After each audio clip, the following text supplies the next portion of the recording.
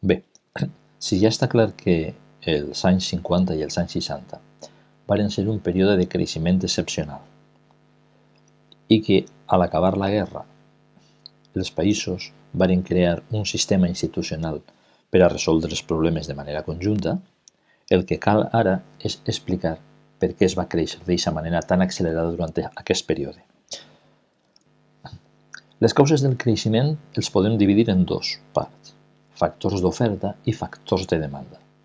Els factors d'oferta, la seva importància ja ha sigut explicada anteriorment. Els factors d'oferta responen a les raons per les quals augmenta la producció.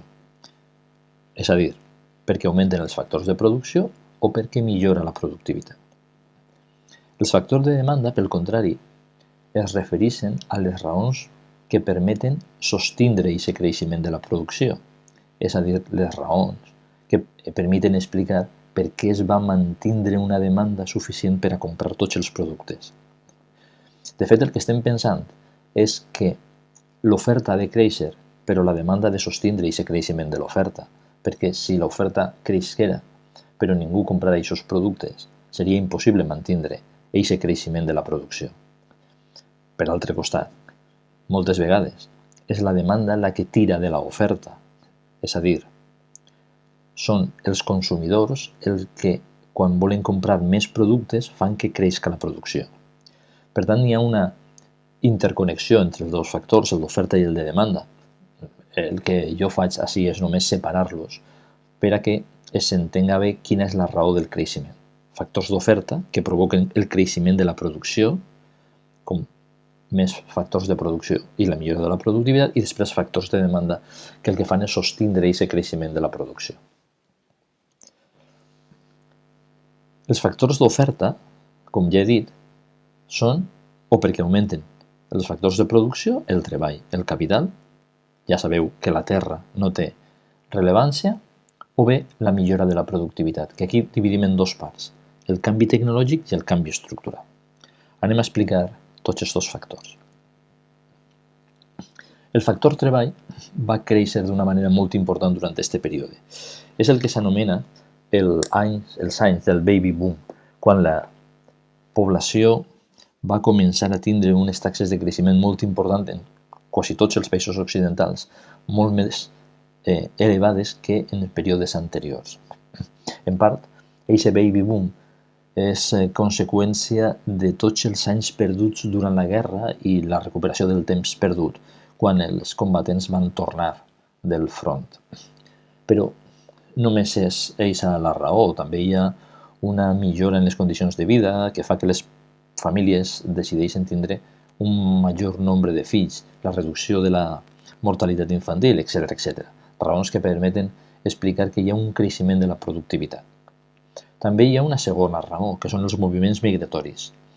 Moviments migratoris de països europeus del sud, com per exemple Espanya o Itàlia, als països europeus del nord, com van ser Alemanya i França, que van explicar una redistribució de la població i una redistribució que el que va fer és permetre que aquells països on sobrava mà d'obra, per exemple Espanya, que no podia mantindre el creixement de l'ocupació al ritme que la població creixia, pogués expulsar treballadors cap als països del nord, on el creixement de la demanda de treball era més superior que el creixement de l'oferta. També, en la majoria dels països, en aquest cas majoritàriament en els països del sud, com per exemple en Espanya, es va produir un èxode rural. La disminució de l'agricultura, del pes de l'agricultura, de la població treballadora en l'agricultura, va provocar que una part d'aquesta població se n'anara a les ciutats, per tant, canviant el pes i l'estructura de la població. En tercer lloc, el creixement del factor treball també és conseqüència de la incorporació de la dona al mercat de treball. La incorporació de la dona al mercat de treball, de la qual alguns grups ja heu parlat i heu dit correctament que en els anys 20 es va produir un primer avançament en aquest procés d'incorporació de la dona al mercat de treball, els feliços anys 20, però que també està molt determinada per les dues guerres mundials, quan la reducció de l'oferta de treball perquè els homes se'n van anar a lluitar en la guerra va provocar la incorporació de les dones a tarees, a llocs de treball que abans eren masculins. Després de la guerra no es va tornar enrere. En la majoria dels països no es va tornar enrere.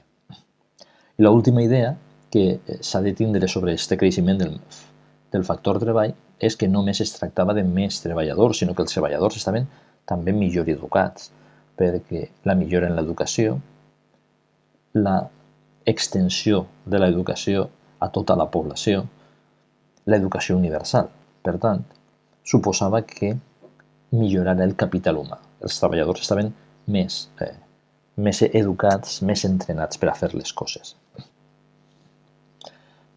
L'altre factor de producció important és l'estoc de capital. L'estoc de capital també va créixer durant tot aquest període. Com podeu veure, va créixer un 150%. L'estoc de capital per treballador es va duplicar, es va multiplicar per 2.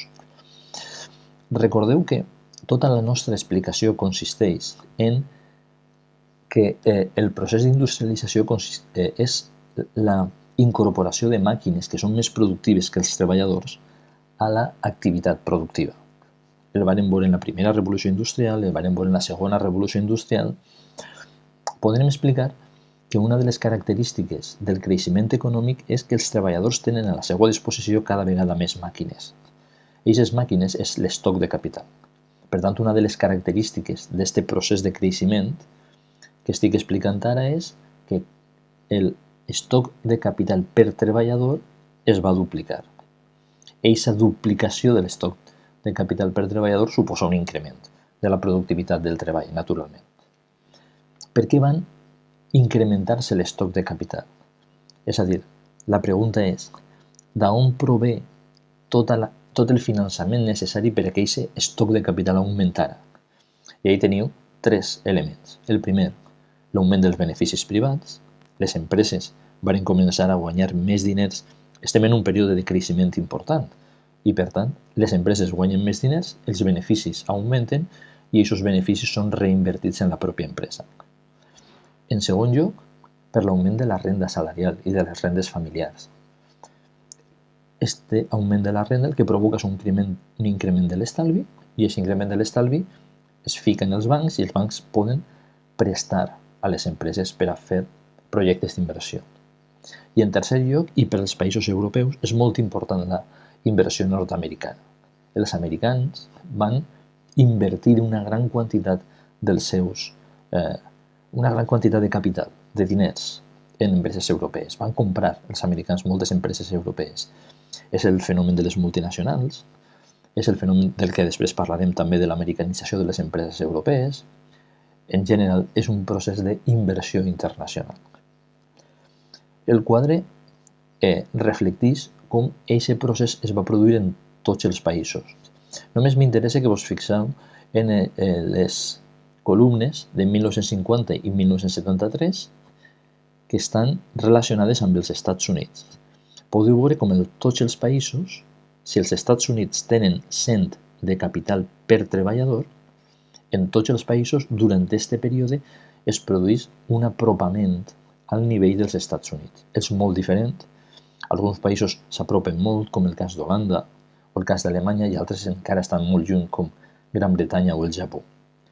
Aquest apropament continuarà al llarg del temps. Si els dos primers elements que he explicat són augment dels factors de producció, el tercer i el quart s'han de referir a la millora en la productivitat. El primer element per explicar la millora de la productivitat és la millora tecnològica. Les màquines seran més productives a partir del final de la Segona Guerra Mundial. I la raó és molt senzilla d'entendre. Recordeu que tenim la Segona Revolució Industrial, que va començar en Amèrica després de l'any 1890, 1900, per tant, finals del segle XIX. Que hem dit que aquesta revolució industrial americana es va traslladar molt lentament a Europa perquè les condicions a Europa no eren adequades. La Guerra Mundial, la Primera Guerra Mundial i després la crisi dels anys 20. la Segona Guerra Mundial s'afegeix a aquests problemes europeus. Però durant tot aquest període els problemes són bàsicament europeus, tot i que també la crisi dels anys 30 sí que és important. Els Estats Units continuen millorant les seues tecnologies. Aquestes innovacions es varen produir en sectors com l'electrònica, el sector aeroespacial, els automòbils, el sector l'energia nuclear, la química, la farmacèutica, és a dir, noves indústries, noves ocupacions. El resultat és que quan acaba la guerra, la bretxa tecnològica entre Europa i els Estats Units s'ha ampliat, no s'ha reduït, sinó que s'ha ampliat. Els estatunidencs continuen millorant les seues tècniques, però els europeus no participaren d'aquesta millora. Després de la guerra, el procés que m'interessa que entengueu és que es va produir una difusió tecnològica. Els americans varen començar a difondre aquesta nova tecnologia cap a Europa i al Japó. Aquestes noves tecnologies, quines eren? És la cadena de muntatge, per exemple. La cadena de muntatge comença a ser la manera de produir en les empreses europees. Per què? Les empreses americanes comencen a transmetre la tecnologia. Fins i tot comencen a comprar empreses, com he explicat fa un moment, i aquestes empreses comprades tenen tècniques de producció americanes. És, per exemple, la producció en massa. La producció en massa és una altra tècnica de producció que va ser traslladada des dels Estats Units cap a Europa. En fi, es tracta d'entendre que després de la Segona Guerra Mundial, tots els coneixements que els americans havien aprofitat i havien creat com a conseqüència de la segona revolució industrial estaven disponibles per als europeus.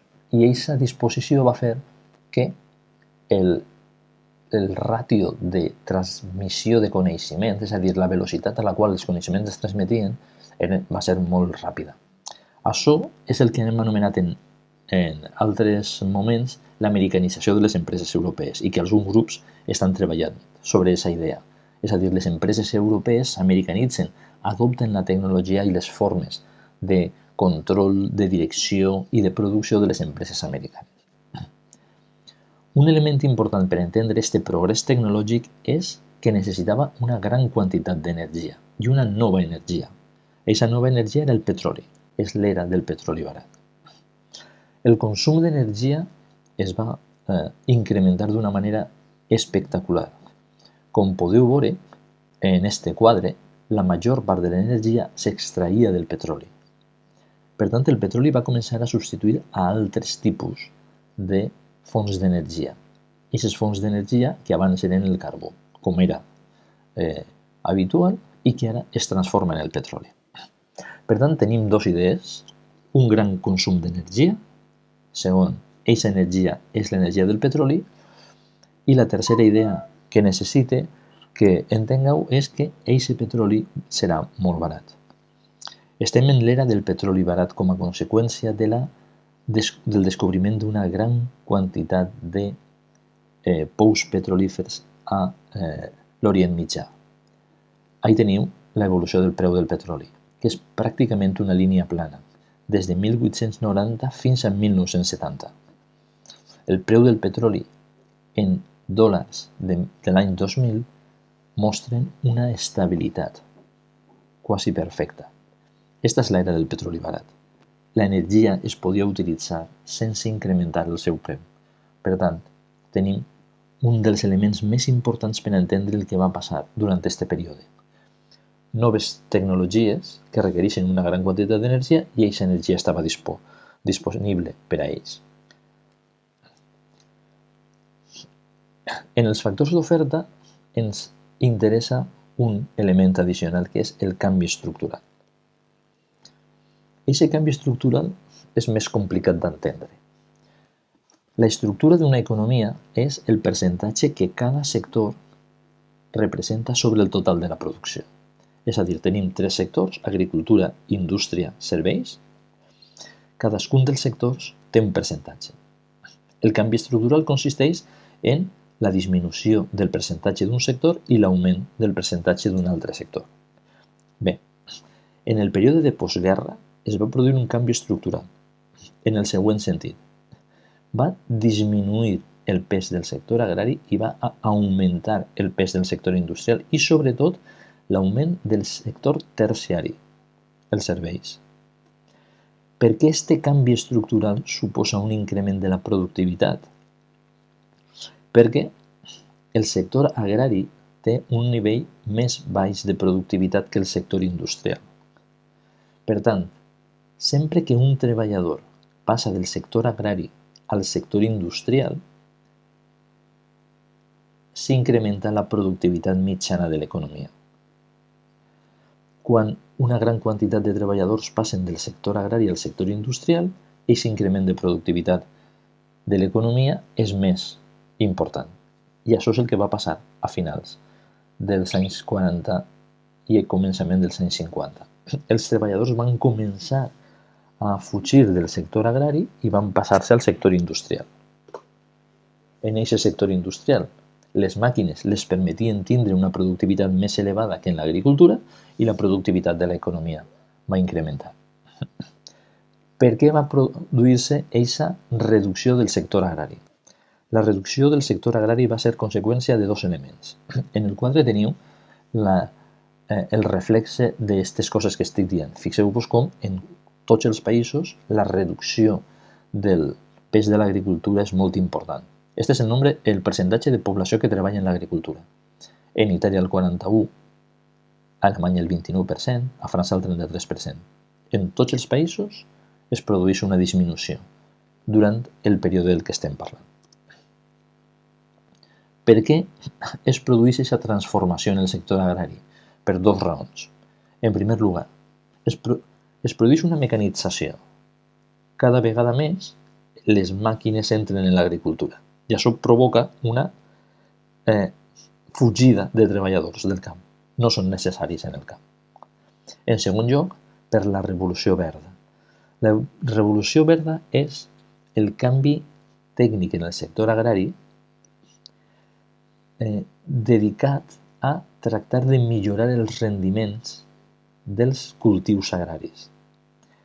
Esta revolució verda va començar a finals de 1940, en els anys 50, i consisteix en la introducció de mètodes científics en la elecció de llavors, la millora en les tècniques de reg, l'ús de pesticides, els fertilitzants químics. Amb tot aquest procés es va produir un gran augment de la producció agrària.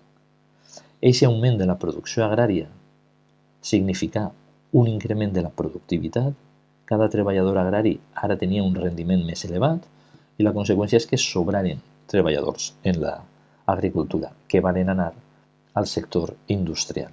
Aquest canvi estructural suposa un creixement de la productivitat. Al mateix temps, suposa un aspecte que de vegades ha eixit en les explicacions i que ara comento en un moment, que és tots aquests efectes provoquen una caiguda del preu dels aliments, perquè l'oferta d'aliments augmenta més del que augmenta la demanda d'aliments, perquè els aliments tenen una elasticitat demanda-renta molt baixa.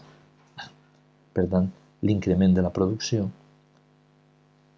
aquest increment de l'oferta es va trobar a una demanda que no va créixer en el mateix nivell. L'últim punt d'aquest canvi estructural és la terciarització de l'economia. És a dir, les economies occidentals es converteixen cada vegada més en unes economies amb un sector serveis molt important. En el gràfic teniu el canvi estructural del que estem parlant. El gràfic representa el percentatge que suposa la població activa en cadascun dels tres sectors en els països desenvolupats, agricultura en blau clar, indústria blau més obscur i els serveis està en groc. Com podeu veure, el pes dels serveis i de la indústria al principi comencen a créixer i fins a 1973 els serveis i la indústria amb més o menys, la indústria ha mantingut el seu nivell i els serveis han crescut molt, però l'agricultura ha baixat sense parar. Per tant, una de les característiques que van provocar aquest factor d'oferta, aquests factors d'oferta, que són la causa del creixement de la producció, és el canvi estructural. En resum, com a factors d'oferta tenim l'augment dels factors, el treball, el capital, i la segona explicació de per què incrementa la producció. En resum, el creixement de la producció és conseqüència d'uns factors d'oferta, entre els que trobem l'augment dels factors de producció, capital i treball, i la millora en la productivitat, conseqüència del canvi tecnològic i del canvi estructural.